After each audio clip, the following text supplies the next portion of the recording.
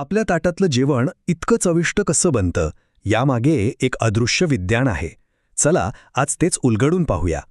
अच्छा, कधी विचार केलाय का की साधा ब्रेड टोस्ट केल्यावर एकदम खमंग आणि तपकिरी का होतो, किंवा आपला पाव इतका जाळीदार आणि हलका कसा काही बनतो? तर यामागे कोणतीही जादू नाहीये. हे सगळे आहे शुद्ध रसायनशास्त्र. हो, आपल्या स्वयंपाकातल्या अशा अनेक गमतीजमतींची उत्तरं फूड केमिस्ट्रीच्या ह्या रंजक दुनियेत दडलेली आहेत.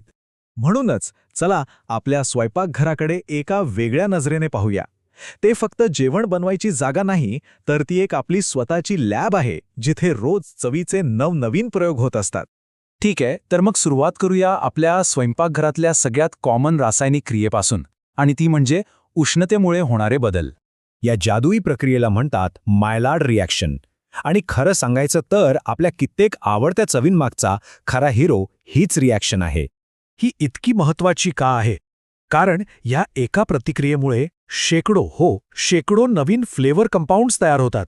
आणि म्हणूनच तव्यावर खरपूस भाजलेलं मांस आणि साधं उकडलेलं मांस यांच्या चवीत इतका मोठा, म्हणजे जमीन आसमानाचा फरक जाणवतो.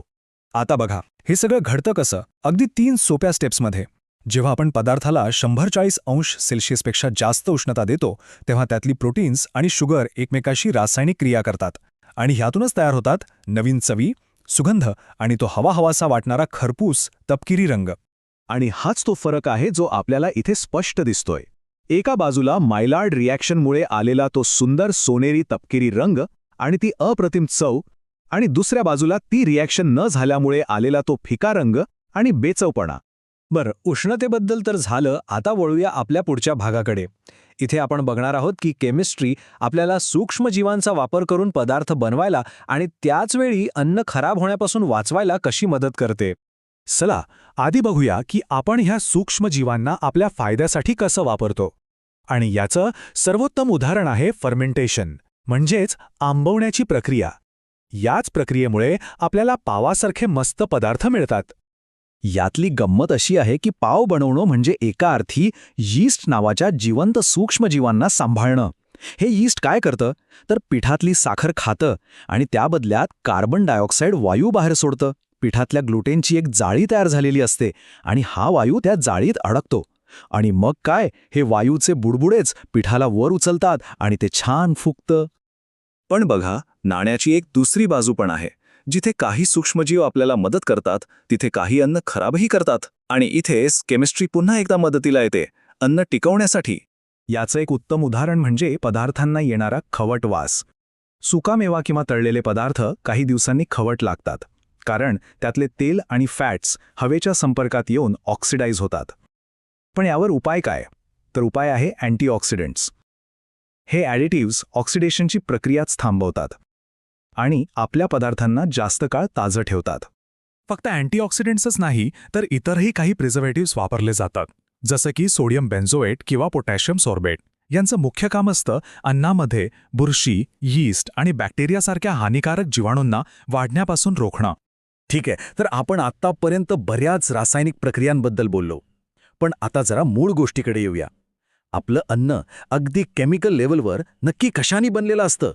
आपण जे काही खातो त्यात मुख्यत्वे करून 3 बिल्डिंग ब्लॉक्स असतात. पहिला म्हणजे पाणी, जे पदार्थाचा टेक्स्चर ठरवतं. दुसरे आहेत लिपिड्स, म्हणजेच तेल आणि तूप यांसारखे स्निग्ध पदार्थ. आणि तिसरे आहेत कार्बोहायड्रेट्स, म्हणजे साखर आणि स्टार्चसारखे पिष्टमय पदार्थ. आणि गंमत म्हणजे आपल्या फळांना आणि भाज्यांना मिळणारे ते सुंदर आकर्षक रंग आहेत ना, ते सुद्धा क्लोरोफिल किंवा कॅरोटिनॉइड सारख्या खास कार्बोहायड्रेट्सच्या रेणूंमुळेच येतात. म्हणजे चव, ऊर्जा आणि रंग सगळंच कार्बोहायड्रेट्स.